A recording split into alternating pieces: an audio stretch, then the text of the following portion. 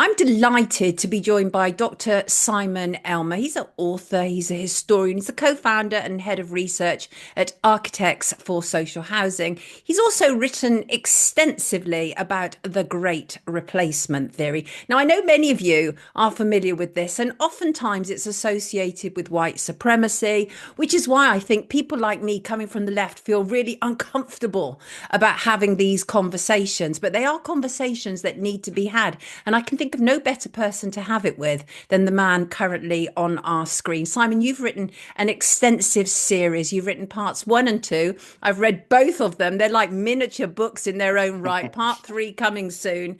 They're brilliantly written, massively researched. This is 3 months of research, isn't it? Yeah. Hello, Sonia. Thank you for having me on your program and the Thank chance to you. talk about this, which, as you said, it's a topic which is enormously skirted around. Yeah. As you know, I've been living in Hong Kong. I moved to Hong Kong this January, but I came back over the summer. I think it was literally the day after or the day before the general election. When, Keir Starmer's government was voted in with 20% of the vote, and very quickly. I was confronted with that. I guess it was a summer of madness, wasn't it? With the appalling attacks and murders in Southport, but also the events that led up to that as well. There was the sort of the uprising of the riots in Leeds. There was various stabbings going on, and then the whole thing sort of blew up in my face. I was actually on holiday in Wales. I went on holiday in Wales straight after this, and I was getting bombarded by people saying, "Could you come and talk about this?" And I really wanted to leave it alone.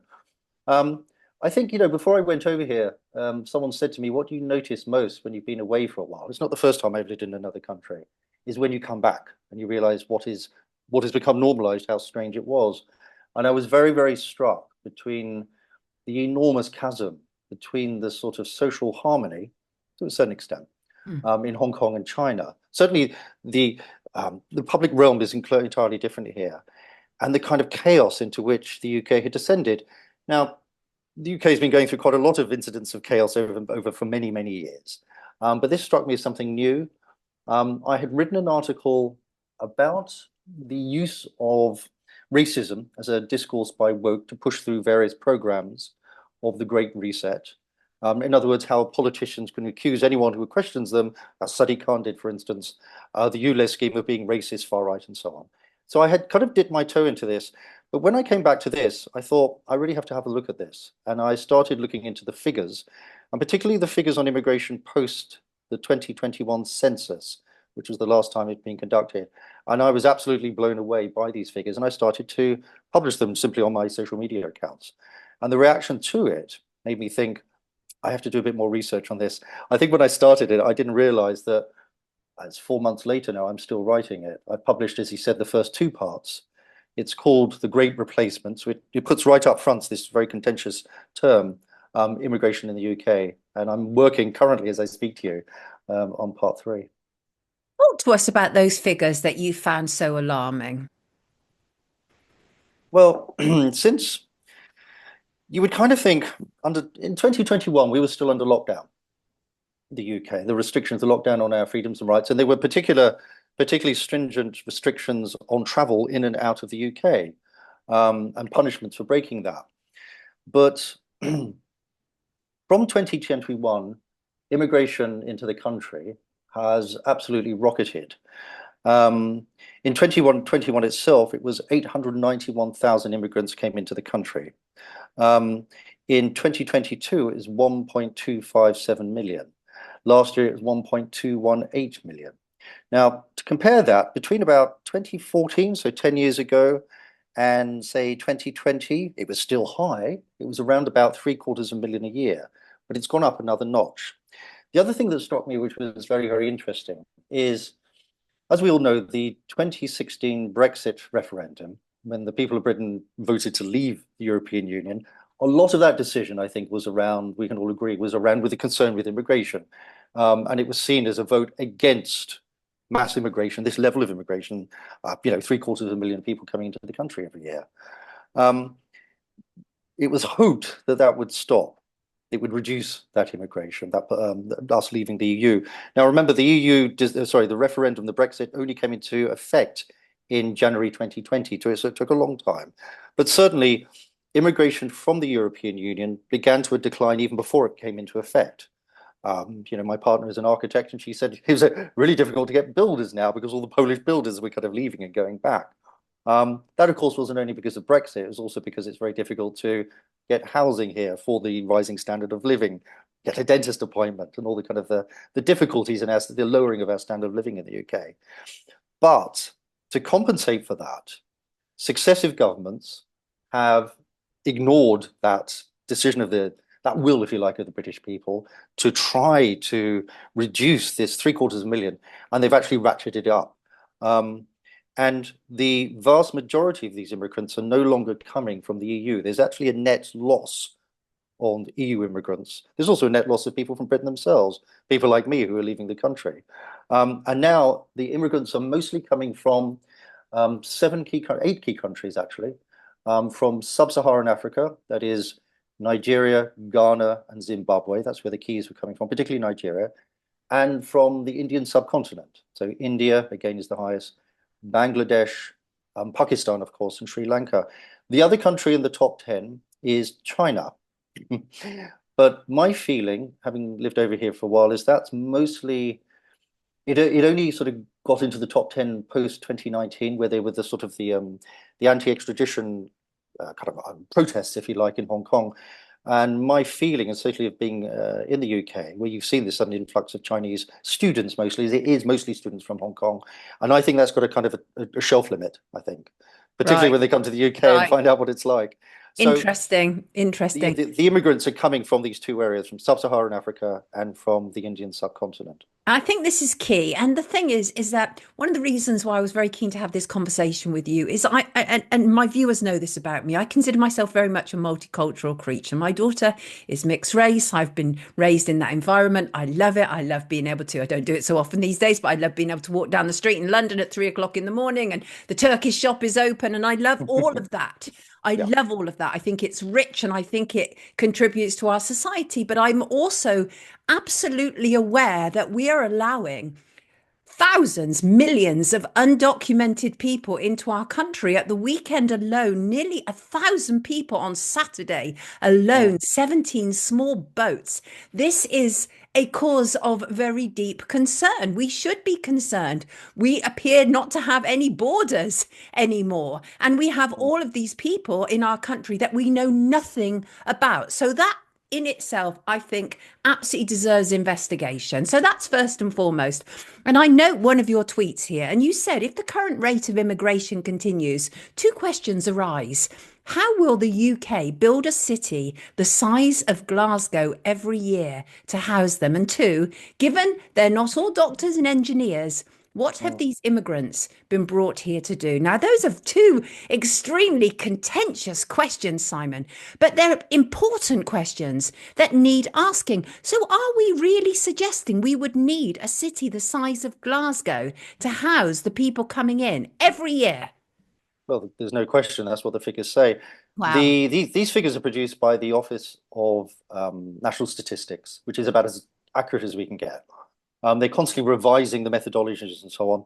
And their prediction is that the last 2 years, since this sudden rise in 2021, of around 1.2 million immigrants coming in. Now, of course, there is emigration as well. So the net migration, so the immigrants versus migrants, is about somewhere between 680 and 760. In other words, the population of Glasgow, they predict that is going to continue at that level for the foreseeable future.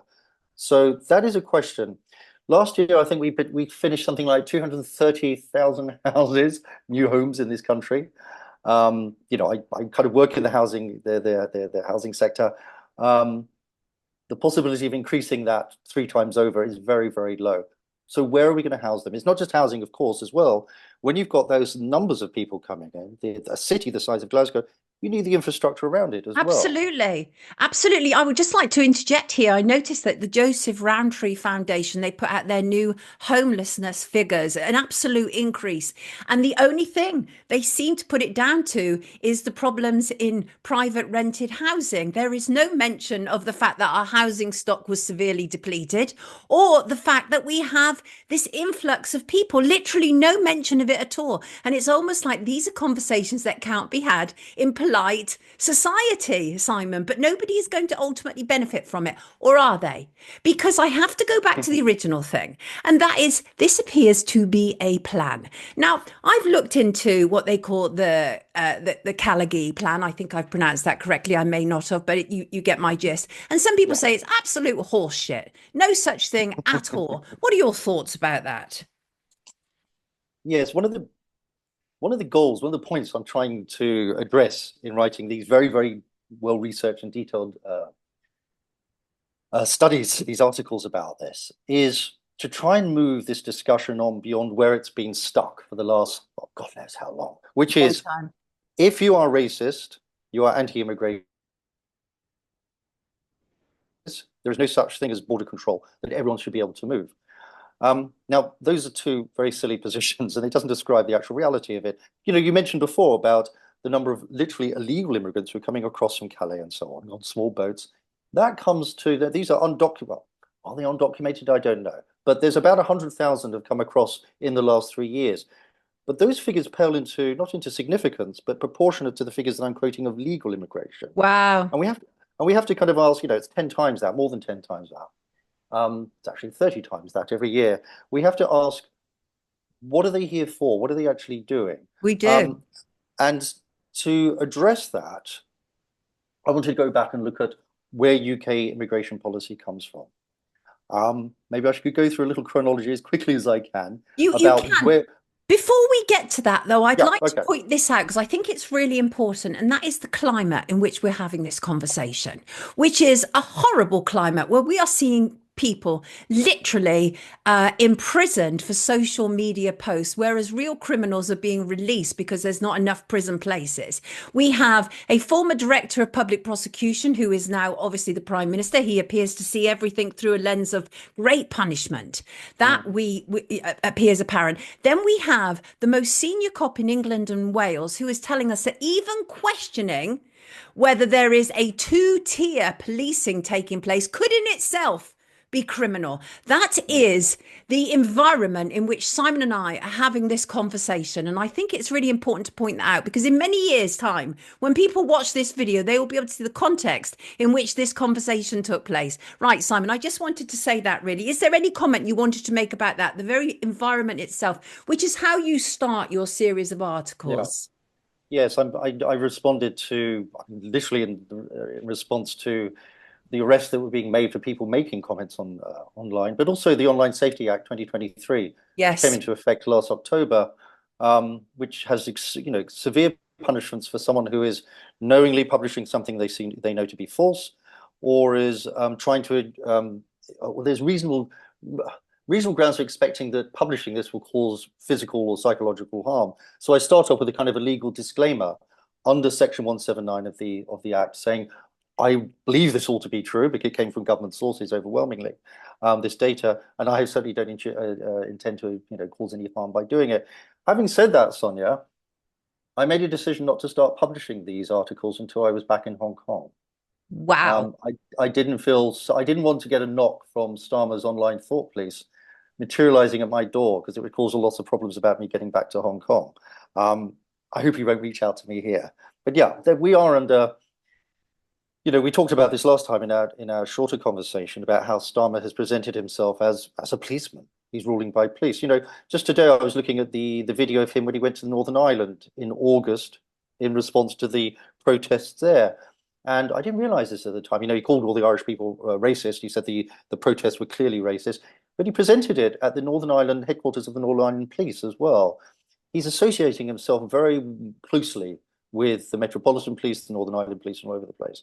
And it would be very foolish of us under those conditions not to to make clear that we're not intending any harm by this. Absolutely. Absolutely. Mortality. We both of us, none of us can afford that sort of thing. But I think that's really important to highlight that as well, because people need to be aware absolutely of the context that we're having this conversation in. So yeah, I take that point. The aim is absolutely only to talk about that which is factual. And in fact, as you say, your data largely comes from the Office of National Statistics.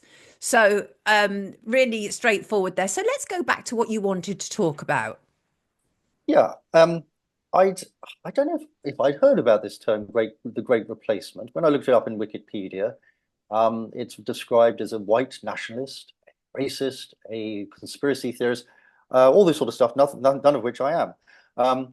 I was very interested that this March, I think the most senior jurist at the UN, the head of human rights of all departments, Andreas Fulk, I think he's an Austrian lawyer. He described the Great Replacement as a conspiracy theory. He said it was an attack on woke, and he said this is where he joined hands with Starmer. He said anyone making reference to this was in a sense enabling violence. So it's not simply an opinion you have, but that opinion is criminal, and you can be punished for having it. So I Wow. thought, oh, I have to have a look at this. Yes, absolutely. I'm This is exactly the same. The moment they tell me I can't yeah, do it, I'm like, well, what is it that they don't want me to see? Really, yeah. absolutely. And I benefited. I should say this because I've got quite a few followers on my Twitter account or my X account. People were sort of sending me things in about where this kind of. You said I was kind of writing about the Great Replacement theory. I'm actually not writing about the theory. No, you're right. I'm writing about the policy. So I Yeah, guess one of you the places. absolutely are. Yes, exactly. Yeah. If you Google Great Replacement theory, it will go back to French authors and stuff like this, and they'll say they're white nationalists, blah blah blah, and they will dismiss it on those grounds. I'm not really interested in that. I'm interested in how it works in policy. And one of the key policy papers is a policy paper published by the United Nations itself. So this man was denying, which is called replacement migration. It was published in the year 2000. So this document called Replacement Migration, it addresses the problem of aging populations largely in Western countries in the USA, across Europe. It also looks at Japan and Korea, Australia as well, but mostly in what we call the West. As the population gets older and lives for longer, the proportion between the working population whose taxes support them in their old age becomes smaller and smaller. The UN's got a figure that there has to be an optimal relationship of 4.09 of working population to retired population. Now, this isn't exclusive to the West. We have it in China as well because of the one-child policy and so on. The interesting thing about the document is they don't ask the authors to address this problem. They say the solution is to increase the working age population. We need to keep a proportion of 4.09 workers to every person who's retired. Now, this is a problem, and there are various ways we could address it. We can maybe talk about that later. But the solution that the report comes up with, this is a UN report, is mass immigration, or what they call replacement immigration, into the countries, so that the other thing in this is the declining birth rates in Western populations. Yeah. We're actually every generation of Westerners is getting smaller and smaller, is to bring in a larger and larger population. And the calculations they do it for the US, they do it in Europe, but they also do it in the UK, are quite extraordinary. They say that between now and, well, between when they're predicting 2000 and 2050, you need over 1 million immigrants coming into the country every year. Now, when I read this, and I had just looked at the figures that I'd seen by the Office of National Statistics, I realized that the UN had decided on scenario 5, the most extreme solution, which was to bring in about 1 million immigrants into the year. That made me think, yeah, that's where UK policy is coming from. Now, for a long time now, we've seen the erasure of the sovereignty, not just of the UK, but of all countries that have signed up, particularly to the European Union, particularly to the role of the European Commission, but also to the United Nations as well. And I could see that one of the reasons we could understand why immigration really leapt, I guess, with Tony Blair after 1997 when he got in, but through all the different governments that we've had in the UK during that period, whether they were Labour, Conservative, or whatever, immigration really didn't change. It simply increased and increased and increased and has now gone through the roof, which suggests to me that our policy is not being determined by the people we elect into the government of the UK, but by these transnational technocracies like the UN, like the European Union. I then came back to a little bit further on from this. There's a series of publications which are made between kind of 2015 and 2018, which I think really put this into practice. In 2015, George Soros, the Hungarian, isn't he, billionaire, he published an article called "Rebuilding the Asylum System," and in this, he proposed that between them, the European Union and the USA provide 20 billion euros per year for the transportation and housing of immigrants into the EU, bringing them into the EU. Now, his estimate was this would supply up to 1 million, what he called asylum seekers per year into the EU. Now, if we look at the figures we've got now, we can see that 20 billion per year is more likely to be, what, 200 billion a year, $500 billion a year. Now, these are enormous figures, and they're being met by the member countries of the European Union and the United Nations. So I think when people say, oh, immigration is a question of racism, they're really not taking account of this is a huge, enormous industry, a trillion dollar kind of industry every year, and it has to serve some ends. It's not being done because of the conversion of these governments to the principles of multiculturalism and that we all should live in peace and harmony. There are real economic ends to this outlay from the countries themselves. In 2016, an article was published by called Migration. This was by this George Soros organization called Open Society, called Migration, Governance and Enforcement. And I think that's interesting. It's not about governing it, but enforcing it on the member states, which speaks again for the control that the UN has over the borders of the countries into which migration is moving. And one of the things it says, which I think talks about how this has worked ideologically. In this report, it's a leaked document, so it wasn't meant to be seen for public, but by the public. It talks about taking advantage of the refugee crisis.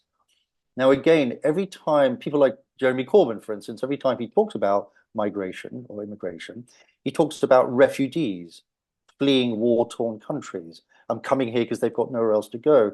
To go back to the 7 countries who are supplying 1.3 million people in the last 3 years to the UK alone, they're all in countries which have got nothing. There's no war. They're not war torn. You're saying they're not war torn. They're economic migrants. Interesting, because that is actually key right there. That's an emotive issue right there for many people, because we automatically have this idea that there are people who are desperate to get away because their lives are in danger, and so therefore they must flee. And then also there is the issue of what arms we are supplying to certain countries. What is our contribution that is making these people flee in the first place? But you're saying straight away that in itself is a myth, because the majority of people are coming from countries where there aren't these issues.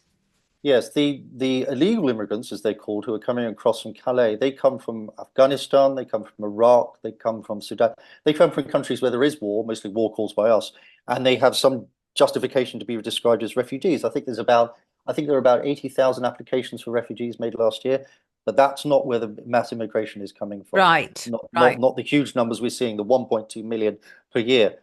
In 2017, so the very next year after this leaked document, this man called Peter Sutherland, who is a member of the global elite, he's a banker by training. You can see in my report, he's got quite a CV. He died recently, but he was a real mover and shaker. And he was lobbied by George Soros to produce this report called Globalization and Interdependence. And it has 16 recommendations about replacement migration. I won't go them to here, but one of the things interesting with the last 5 of these, it's about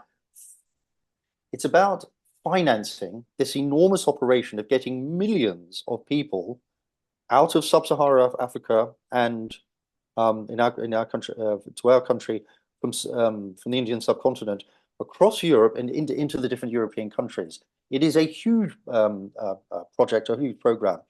But the last few second recommendations are about, he talks about soft power. And he talks specifically about how to bring the people in the host countries on board with their own replacement.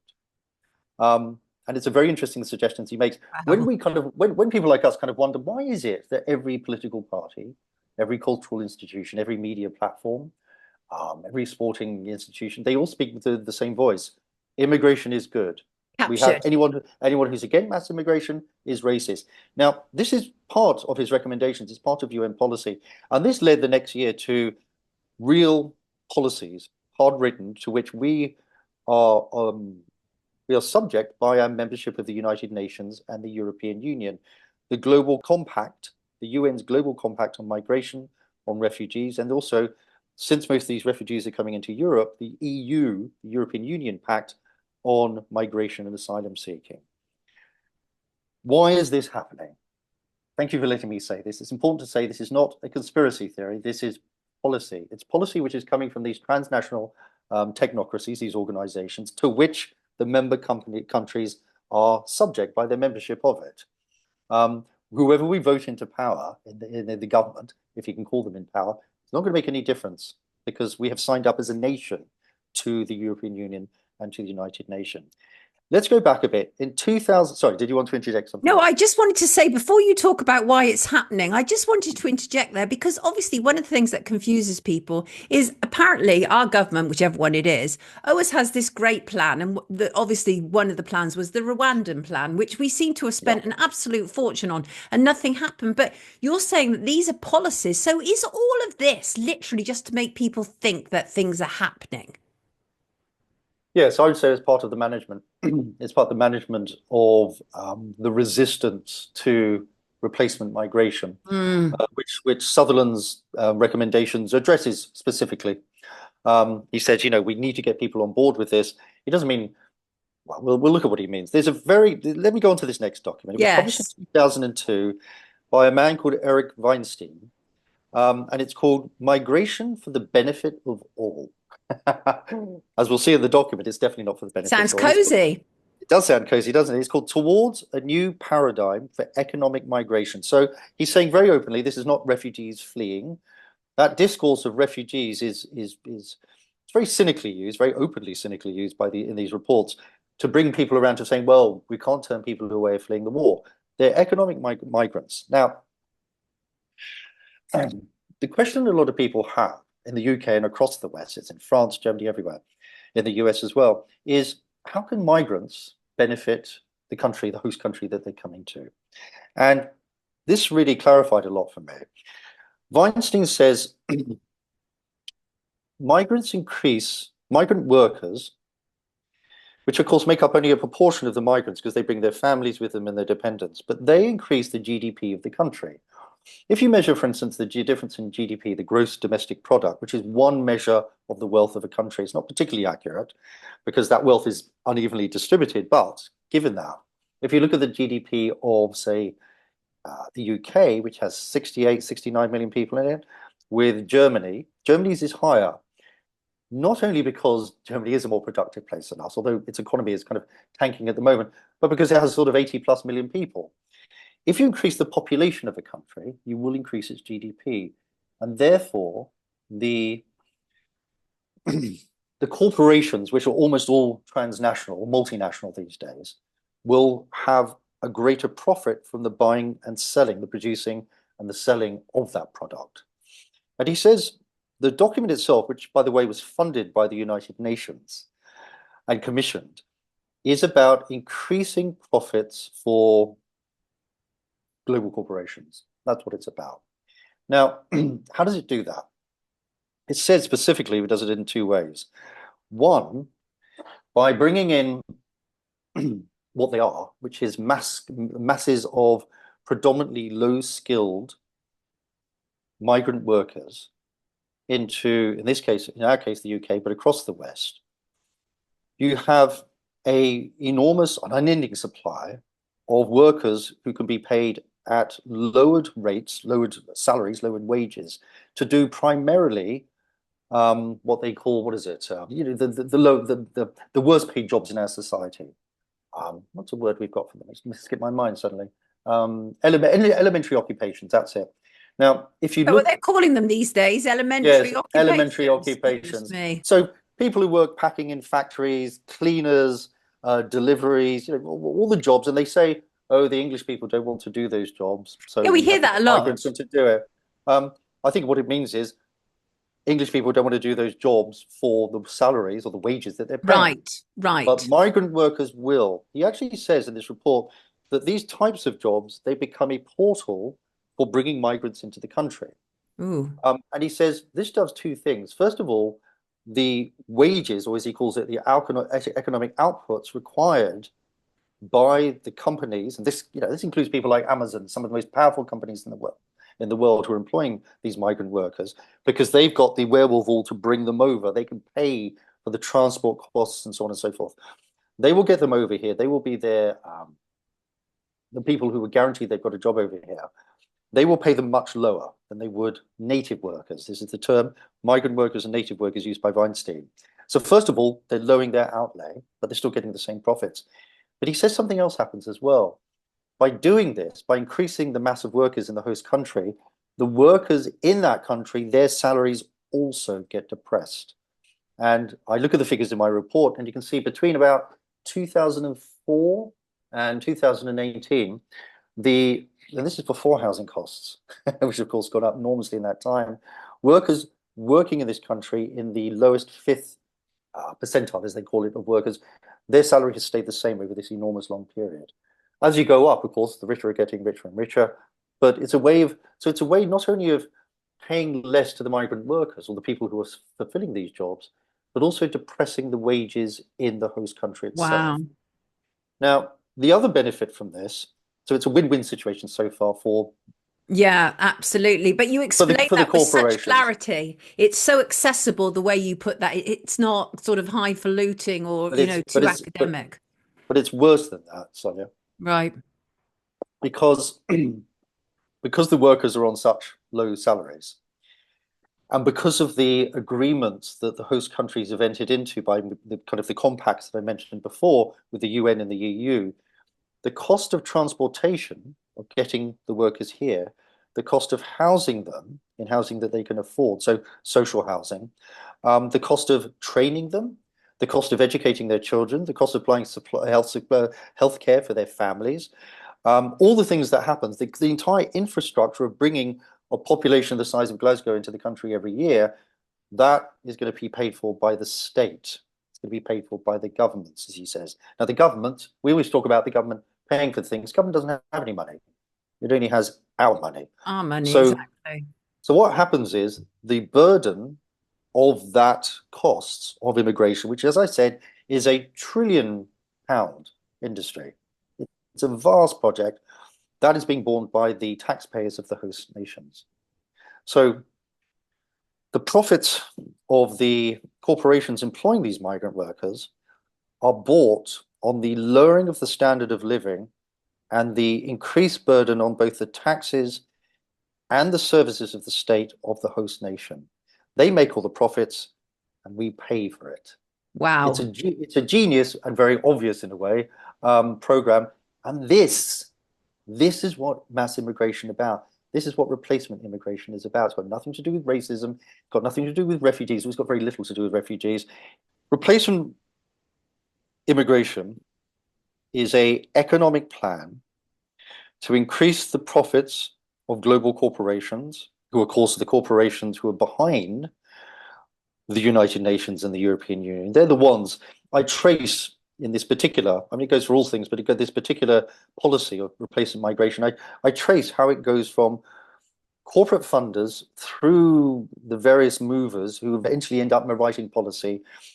It increases their profits, and the costs of it are borne by the taxpayers of the host nations. We lose out, they take all the profits. If you can understand this equation, it's a very simple one. They're effectively like most public-private initiatives, it's about extracting money out of the taxpayer and into the pockets of the private companies. It's a genius program, and it has completely been obfuscated by discussions around racism, again, Right. about Right. multiculturalism, Right. about diversity, about supporting refugees.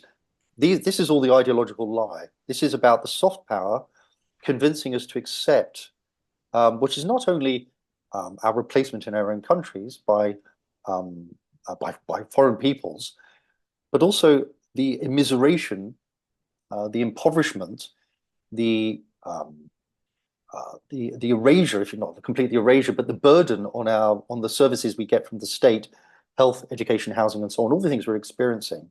This is all going to be borne by us ultimately to put more money, our tax money, into the pockets of the corporations.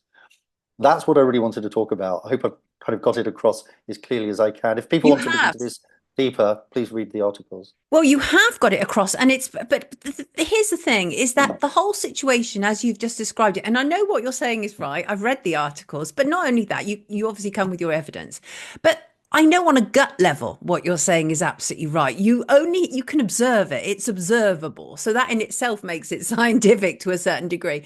But here's the thing: it's all tailor made to turn us into a tinderbox, and that's what was happening in August, isn't it? Is people, I've never seen such an awakening take place as I have over the last few years. I reckon since C-19, since COVID, when people realized that we were being so hugely lied to in such a transparent way, and the media were involved. I haven't seen such an awakening, and no more so than this issue. And I think that's when it really sort of came to the fore this summer.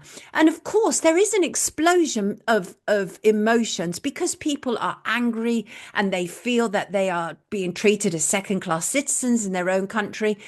But we are, aren't we? Yes. We've just discussed the economic costs to us, the cost in the lowering of wages, particularly for the working class, the cost to the taxpayer in paying for this, the cost of far, far more people gaining access to the same number of services. But there's another cost as well, and a lot of my articles are about that.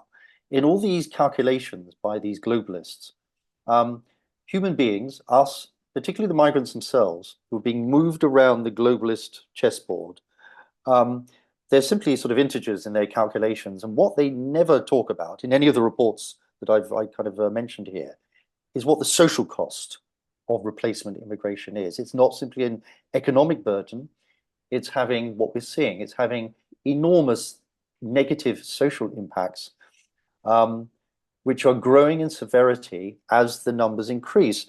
I've said this. I think I've said this in my report. When you have a trickle of immigration, and immigration into the UK really began to change the demographic of the UK only in the post-war period. Before that, there was never more than tens of thousands of people ever came here. So people who sort of say, again, another one of these lies that the history of the UK is the history of immigration, that's a complete lie. There's been immigration through, the Middle Ages and so on and so forth, but it didn't change the country at all. The country has begun to change, but when you have a trickle of people coming in, then it gets a little bit more, a little bit more, a little bit more. The impact that has changes. I think it's safe to say that to a certain extent, in the 60s and the 70s, particularly the immigrants coming in from India, Pakistan, they were largely glad to be here. They were going to a country with a far higher standard of living. Yes, there were problems in kind of, these new communities coming together, particularly from the Caribbean and so on, with the Brixton uprising and all that sort of stuff. But generally, they were kind of glad to get here. As immigration increases, there becomes a qualitative change because people tend to ghettoize. Weinstein, the guy who wrote about the economic this, he talks about this. He says specifically, what we've seen is because people are coming into immigration into the same jobs, they're creating ghettos around those jobs and around those communities. They're not integrating with the host country, with the people, with its values, its beliefs, and so on and so forth, simply not physically integrating with them. And he also says, but this is only a problem if, sorry, this is only a problem if the host country is concerned about integration and not replacement. Now, what I've argued in my articles is that our country has not been concerned about integration. And as the mass of people coming in has got greater and greater, there doesn't seem to be much concern. There is no concern, I think, beyond the sort of the publicity around it about integrating into the country. not only is it the economic model now being for some time about replacement immigration and the economic benefits to the people behind this, but they have given up, the governments have given up the idea of people coming here to become English, to integrate into the country, to contribute to it, not only economically, but culturally. What we're seeing, and I think that's why the government clamped down, not just the government, but the media clamped down on the responses to the Southport murders, is you saw these communities actually standing up and saying, there is no integration going on here. I think that's important. And I think this is key, what you're talking about here, because we can, which we have done, because it's obviously a very key part of it, which is the economic issue. But there is also the social cohesion. And actually, I think your articles were inspired by you being in Hong Kong. Correct me if I'm wrong here.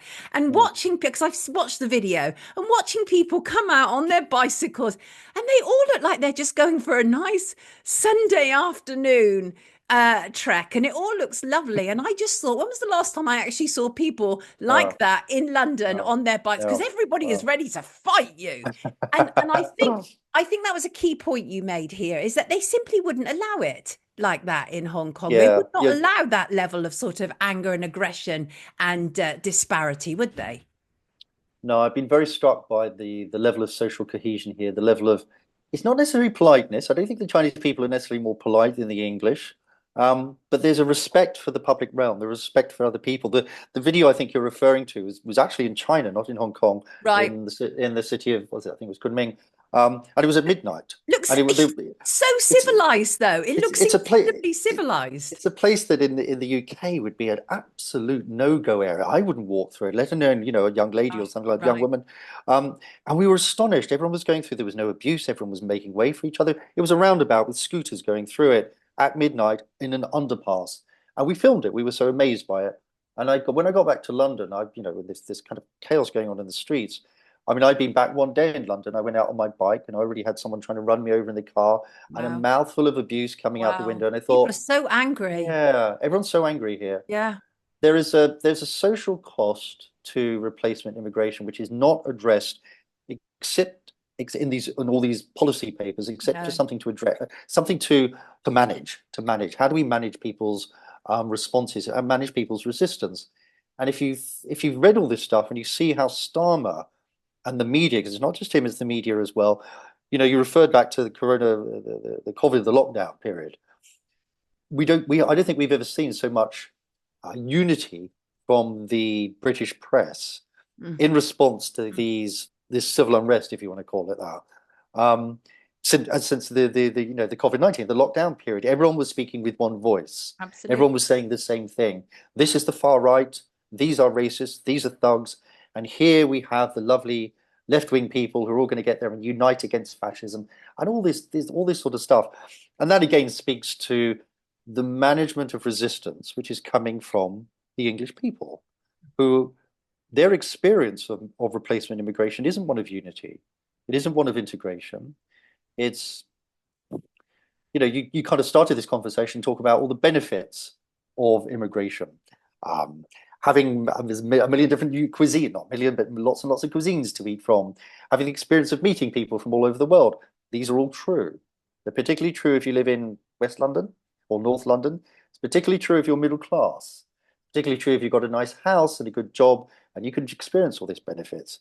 It's not so true for the people who stood up and marched and demonstrated. And you make that point. And I think, and excuse me for interjecting, because I think it's important, because when I read that particular paragraph, I thought, yes, he's got a point there. Because what you're actually saying is that a lot of the unrest that's happening in these communities, and they are very working class communities, a lot of white people who are really angry that because they know something's happening, they just don't necessarily know what.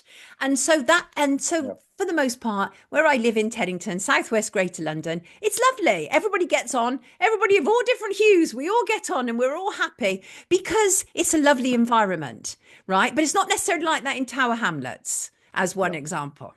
Yeah.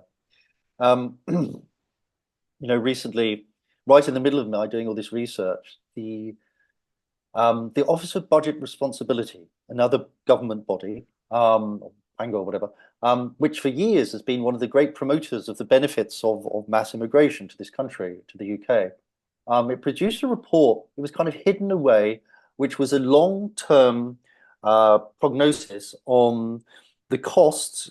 It was buried in a report, which is also about kind of global warming and looked at immigration. Where the Telegraph, which used to be one of the few papers who actually kind of addresses these issues with any kind of rationality, kind of summarized a lot of its findings. And it found that in the last 3 years, only 5% of work permits to immigrants have been given to high-skilled workers who make a net contribution to the UK Wow, economy. What 5%. they actually 5%. The doctors, lawyers, sorry, it's the doctors, scientists, and engineers that Jeremy Corbyn and his ilk, kind of the woke left, talk about, made up 0.8 and 0.6 of those Wow, work that's permits. shocking. That I think it's 72, 74, 76, somewhere around there percent were low-skilled workers, that is people earning below the average salary in the UK, and 54%, this is most concerning, were earning less than half of the average UK salary. So if you live in Teddington, or where I was living in over the summer, I was staying somewhere in Battersea, which is not where I usually live, and there's lots of kind of Hong Kong students around there. You kind of look around, and you go, yeah, this is great, this is fine. But that's not most of the people who are coming in, not by a long shot. The No, people coming in are low-skilled workers. They're doing the jobs that I talked about before. They're not being brought into a country which is paved with gold, and there's a lot of friction between them and where they're being housed, because they're not being housed in Teddington. no, they are They're not not. being they're not You're being housed absolutely in right. Battersea. They're They're being being housed housed in Rotherham they're and being housed in places like Rotherham that. and Rochdale and stuff like that. Yeah. One of the things one of the things I tried to do in my report, because I was so disgusted, that's silly word, I was so annoyed at this denigration of these concerns of these communities who have borne the brunt, Yes. both in numbers and in the reason that these immigrant workers are coming in to the UK, are brought into the UK, who are simply brought into their communities, um, given jobs or not given jobs. Something like the Somali community, which is about 176, 180,000 here now.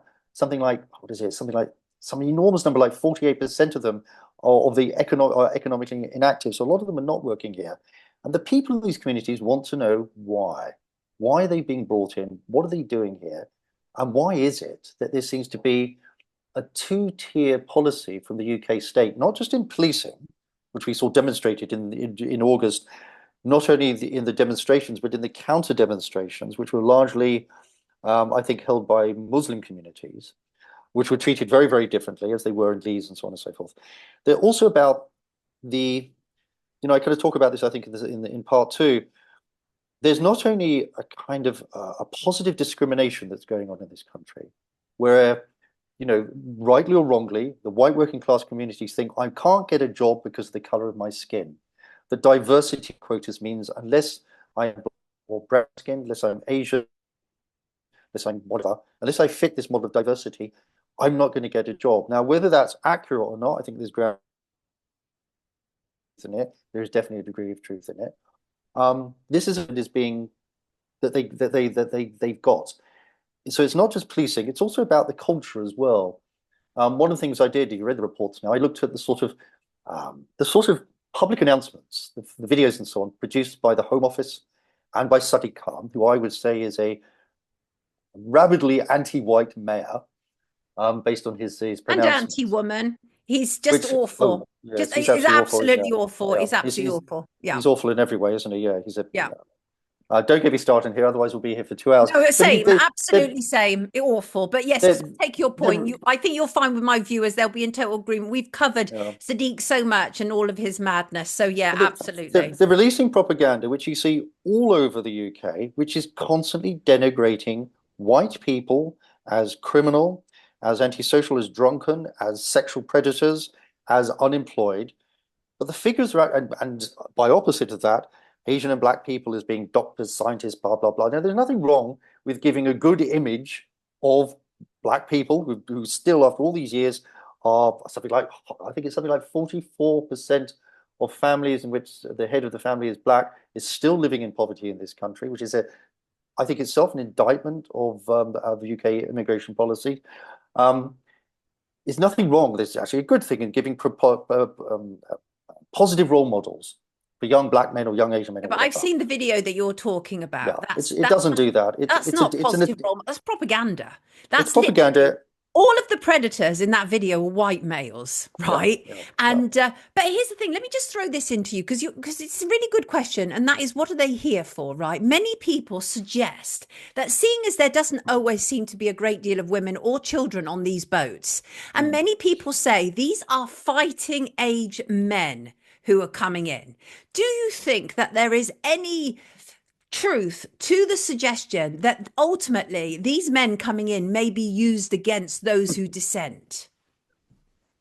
I'm writing about this right now. So my answer to the question is I don't know yet. I'm thinking through it. Right. The facts are 100,000, just under 100,000 men, sorry, people have come across illegal immigrants into the country in the last 3 years, and that about 84% of them are men.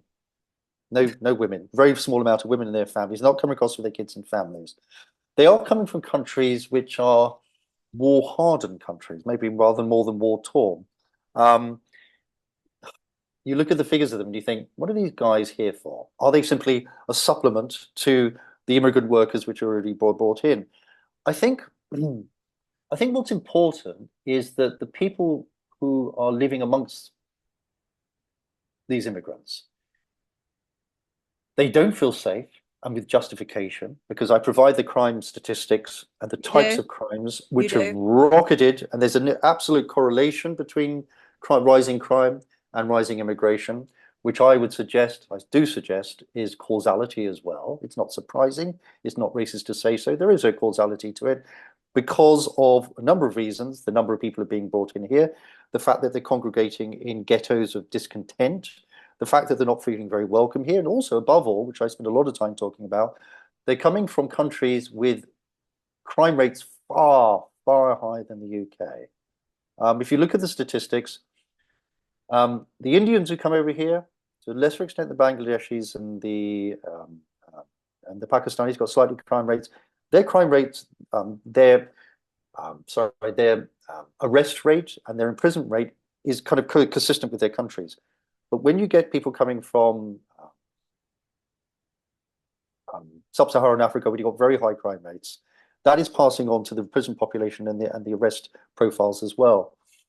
So there is a basis to the experience. In other words, there's evidential data to support it. They shouldn't need it, but I'm supplying it because I'm fed up with people, the English Yeah. people, talking about this, not feeling safe on their streets and pointing to the rising crime, being told you're saying this for two reasons. One, because you're inherently racist because you're English, which is the woke argument, or also you've been duped by right-wing, far-right forces like, I Right. don't know, the Daily Mail or something, Yeah. which Yeah. itself implies that these people are not smart enough.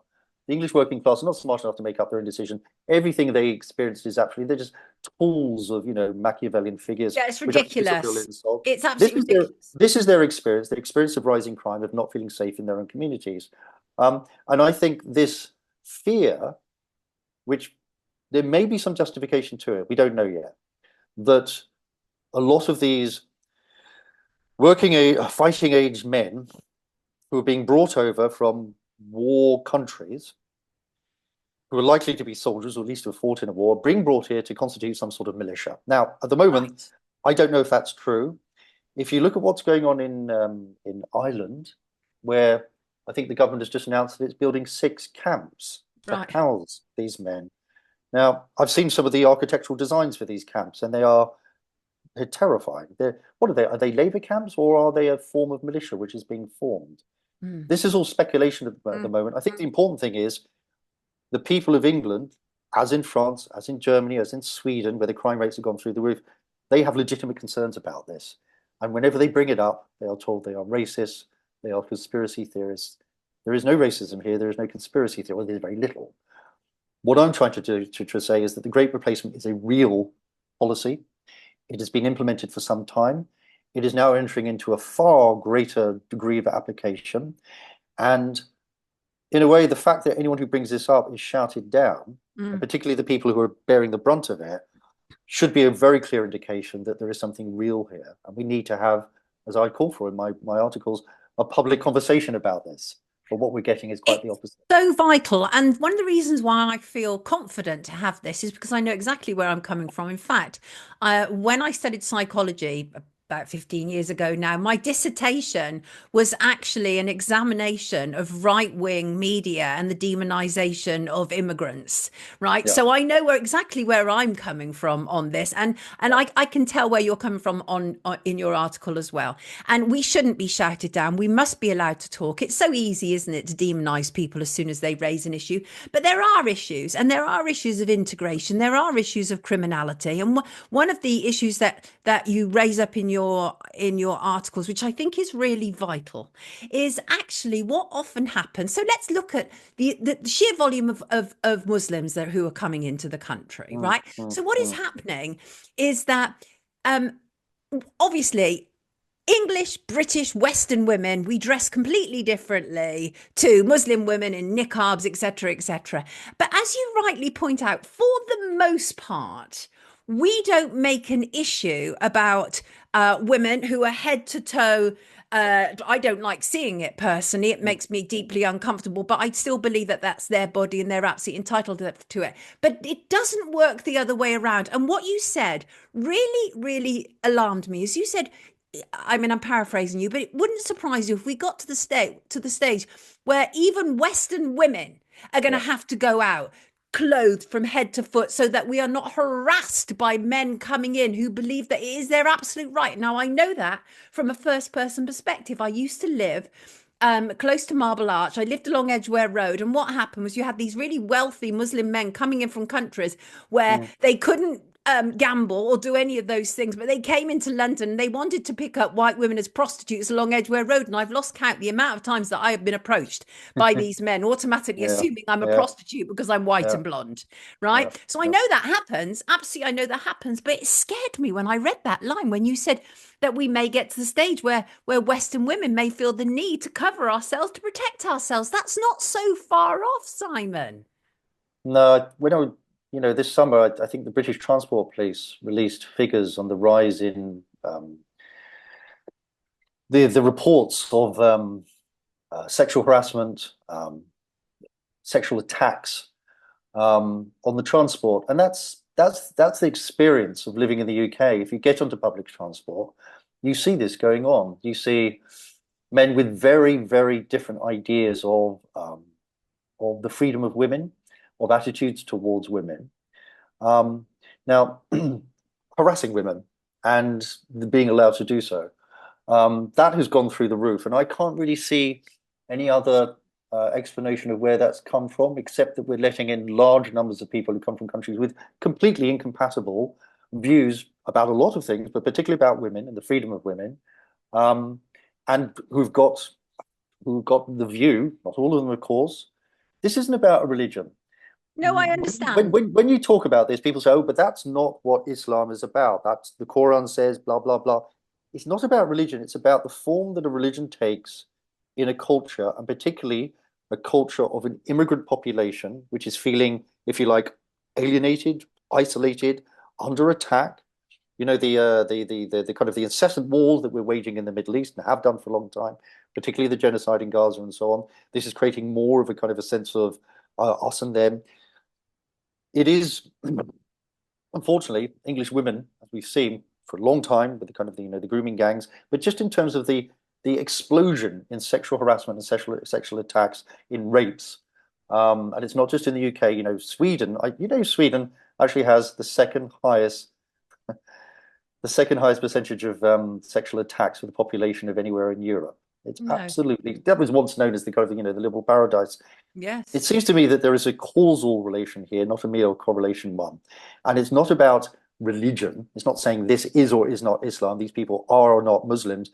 It's about the form that the culture of these people is taking when it comes into the UK. And we Right. can argue about the rights and wrongs in that, but none of that is going to change the effects of it, the impact it's having on our society, Right. which I think we can all see is getting worse and worse, and which I provided the data in my articles as much as I can to show that there is not really a correlation between mass immigration and social breakdown, which we can look at through crime, through imprisonment, through a lot of different factors, but there is actual causal relation between the two of them.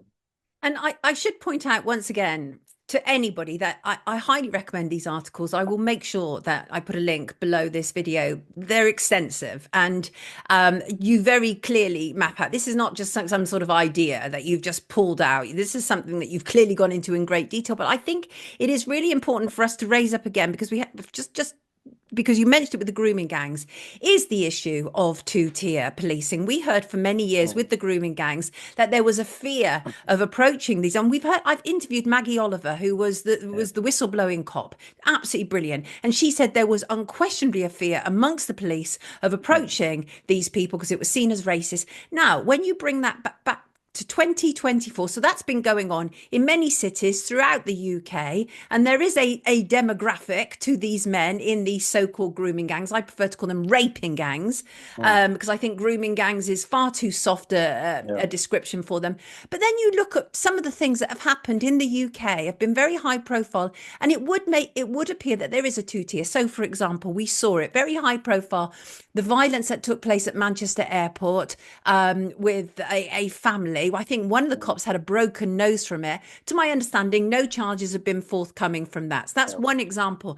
Then, and you referred to it, and then there was the issue in, and I can't remember where it was, but it was where all the Roma families were, and that was shortly before That was South. in Leeds. That's right, absolutely, it was in Leeds, and so that was to do with apparently children being taken by social services and all manner of things. We literally watched cop vans being ripped apart, set on fire. You could see the visuals of the people who were doing it, and it would appear that there's nothing that has arisen from that. And yet, when we had people out on the streets who were by this point feeling so trampled on, so ignored, and being referred to as far right, and as if they have no say in our country by our own prime minister, but as soon as they're out on the street, we're told that even being out on the street now could result in imprisonment without bail. That in itself, those are absolute examples that tell us there is a problem with a two-tier policing situation going on. Yes, it's very hard to ignore. This year there's been a lot of the grooming gangs in Rochdale and even Rotherham. All these years later, God, how long has it taken since the independent report's taken a decade?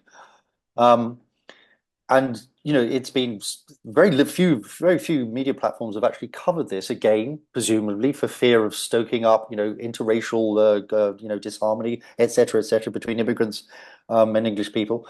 I even saw someone, I can't remember who it was. I think it was some MP, black MP in our parliament, kind of promoting a report which showed, kind of talking about English grooming gangs. I know exactly what you're talking about. The Home Office. The Home Office released their own report, which actually said that no matter what, essentially, no matter what, the vast majority of predators are still white English men, right? What is this? It's sort of it's more than facile.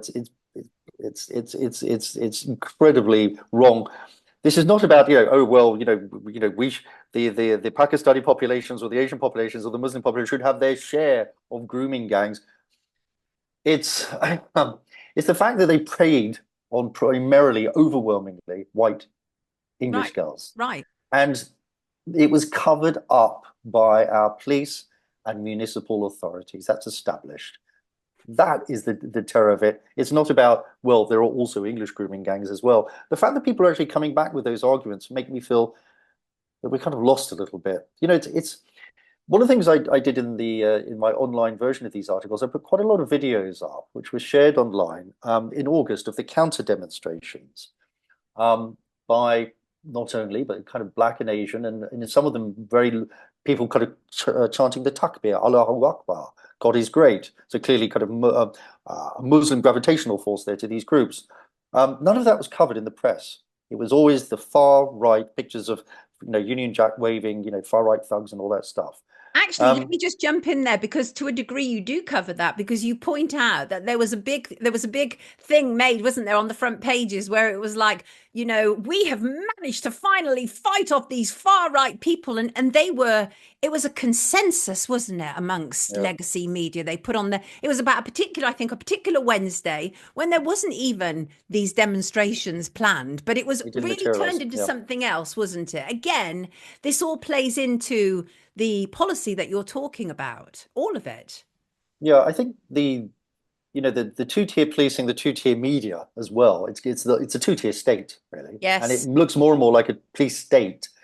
The fact that it's a two-tier police is actually going into the state because our media and our government response is very, very two-tiered.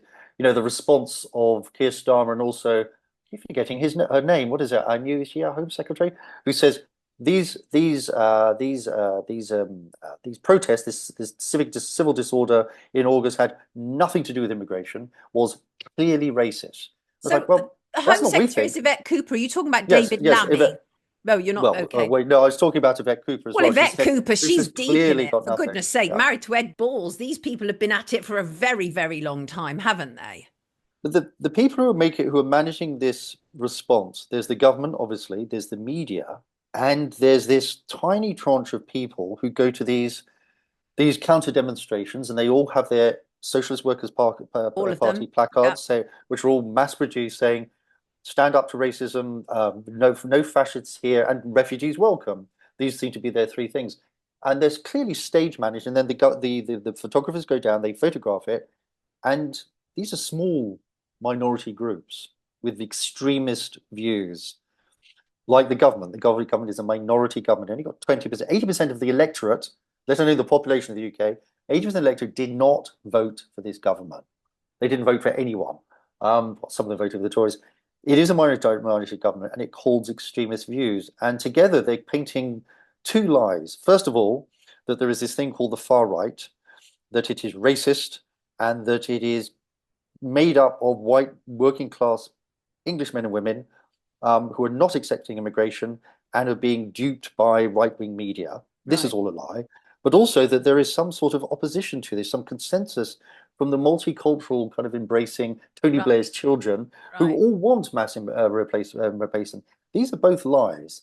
The truth lies in between. And Yes. I'm trying to get at the truth of replacement immigration, but also how it's very hard. I can't speak for the British people, but I can look at those demonstrations and I could see that they are quite clearly about, as Brexit was, about opposition to replacement immigration, but also opposition and resentment and fear of what is being done to them as a people, to us as a people, this incessant propaganda of denigrating the English people, our history, our values, Yes. the way we behave with each other, our opinions about the world, which I'm not some crazy nationalist or something. I'm not. There's a lot of the problem with our history and stuff, but it's our country, and the people in charge of this country, the media, they are telling lies about us, and the people on the street, the people who got up and demonstrated, they know it, and they're fed up being lied about. This is Exactly. this is just my little contribution to saying there is truth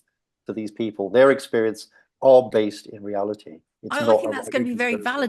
validating for many people because they haven't been validated. That's the reality. And let's be clear here, you're not saying that immigration in itself is a bad thing. You acknowledge all the countries and all different countries and the immigration that they have. But I think one of the issues that it comes down to is the importance of the sort of indigenous population remaining the vast majority.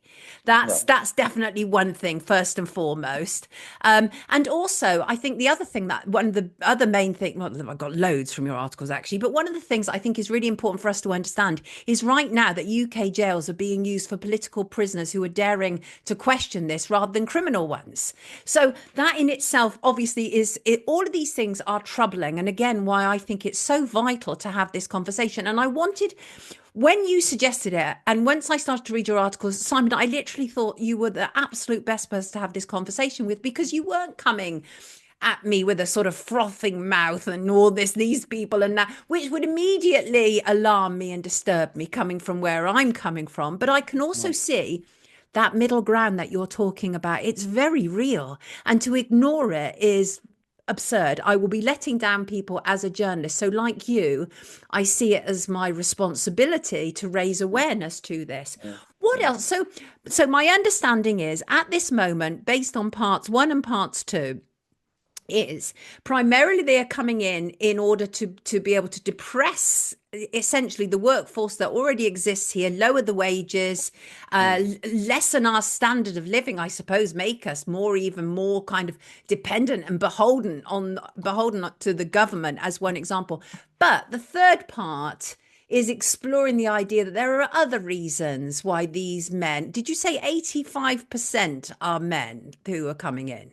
Of the 84% of the illegal immigrants came across in the last 3 years were men. 84%. And So they were you're coming from tough countries. They're coming from Iraq, from Afghanistan, from the Sudan. They were coming from places which are generally war torn. They right. are probably war refugees. They're certainly coming from war torn countries. Right. But the economic migrants that you're talking about, it Yeah. may not just be about depressing us and our wages. There may also be other reasons, which is what you're researching now for part three, right? Because people mention to me a lot, the expression fighting age men is actually recognized now. People say that a lot, and with good reason, because you only have to look at these boats coming in. I find it extraordinary that it appears to be so easy to come in, given everything that we're being told. And also, of course, what they're doing now with this new Labour is they're shuffling, aren't they? How they are processing immigration. They're making the process quicker, they've said. And we've also discovered there's a whole volume of people, I mean, hundreds of thousands who had been given their, what is it? It's not visa. What is it when you come to the UK?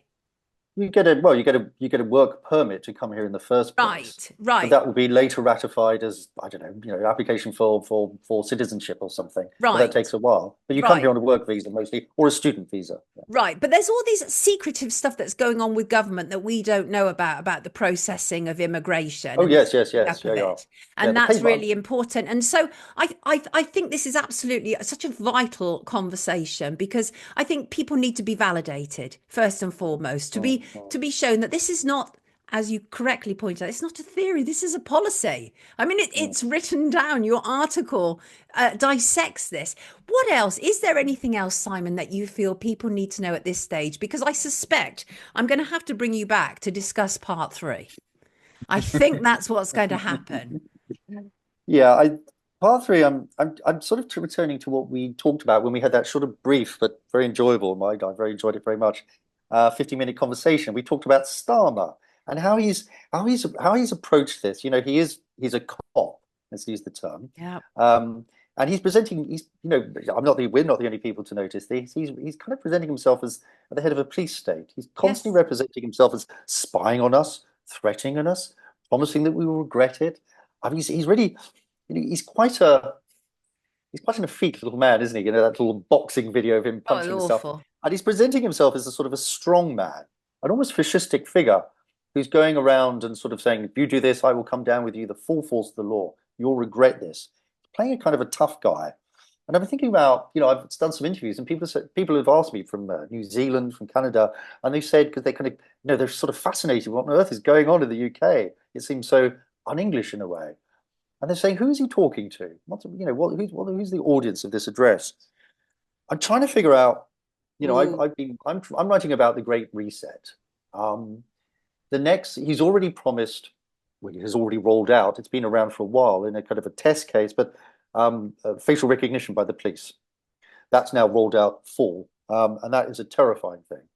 Um, it will be surprising if he doesn't roll out digital ID, which has been promised for a long time, and he will undoubtedly do it back on the back of corroborating your identity in order to go online, to cut down on the threat of radicalization by far right groups into blah blah blah, all that stuff. This kind of largely fictitious relationship between supposedly online far right groups and the radicalization of poor old innocent working class lads who can't think for themselves. It's such a contemptuous discourse, and Oh. it's almost entirely fabricated. Um, he's going to roll out. I mean, central bank digital currency has kind of been hanging there for a long time. In other words, I think what we're seeing here, what we've seen in this summer of authoritarianism, which has really shocked people around the world, is, I think, an image of how the next stage of the Great Reset is going Ooh. to be implemented. This, I mean, the question I'm sort of addressing is, do we need, he referred, this is Starmer's words, he talked about forming a standing army. A standing army isn't a police force, it's a standing army. He chose those words. Yeah. Perhaps he's trying to appear as a tough guy, someone who stands at the head of a militia. Perhaps the men that he's bringing over here, these fighting age men, he does intend to form them into a militia. We've already got one of the largest police forces in the world in the UK. The Met's enormous per population. Does he need more? I think he's creating a state of emergency. I think the reason that he appears, he appears on the podium where Johnson used to appear with the flags on either side, the lion and the unicorn. He's kind of reviving that sense, which Sunak dropped, I think, a little bit, even though he oversaw the proxy war in the Ukraine, that the UK is in a heightened state of alert. That's the phrase that Starmer used. Yes. That we're kind of on the edge of war. We're we're going to be under martial law, and I think he's showing that that's how he's going to approach the governance of the UK on behalf, as I said, of these transnational technocracies like the NDEC and so on and so forth. He's going to come down as like a ton, like a ton of bricks. I think. I think he's going to be very authoritarian, and I think he's going to push through the next stage of the Great Reset, which is going to move us into not only a police state, but a kind of a surveillance state. The apparatuses and technologies of biosecurity, QR codes, digital ID, 15-minute cities, environmental lockdown, the whole lot, this kind of totalitarian kind of future Yeah. that we're moving towards. I think he's going to implement it with a truncheon. I think the nice days are over.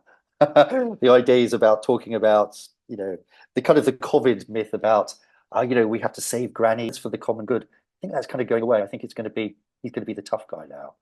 And that worries me. It should worry all of us. But I'm also thinking about, again, these aren't about representations, about realities. One of the things I'm writing about in the third point is the way that people are writing about this, even the people who are questioning this, they seem to get lost in, oh, we're all being manipulated by, the online, and news sources and media are all being fooled by Elon Musk and, all this sort of stuff. But there is a reality to replacement migration. It actually is happening. And it means that the demographic of the UK is going to change more than it ever has in its history. It's going to change for the worse. We're already seeing the effects of that. It's only going to get worse. And without some radical change, by 2050 at the latest, the very latest, English people are going to be a minority in their own country. We're going to have a population which is possibly, this is the UN prognosis, double what it is now. I don't think we're going to reach quite that, but we're going to be looking at 1.2 million people coming in. We're going to be a far poorer country because of the burden on the state. I think we're going to change enormously. And that's something that we need to be thinking about. These are the debates, the ultimate debates about what effect replacement immigration, which is not a conspiracy theory, how it's going to change the face of England, and above all, how it's going to change the standard of living for the English people, particularly for the working class. Can I ask why you left the UK? Is it permanent? No, it's not permanent. I hope not, anyway. I mean, I love it over here. It's great fun, but it's not my home. God, when I came back this summer, I kind of, I miss the old place, even though it's a lunatic asylum. I do want to come back, but I left because, well, we left because of economic reasons. My girlfriend is an academic. It's very hard to make a living as an academic in the UK. We had sort of come to a standstill, I think, in terms of our company, Architects for Social Housing. We spent 8 years. We've actually just had a show at the Building Centre in London of our work.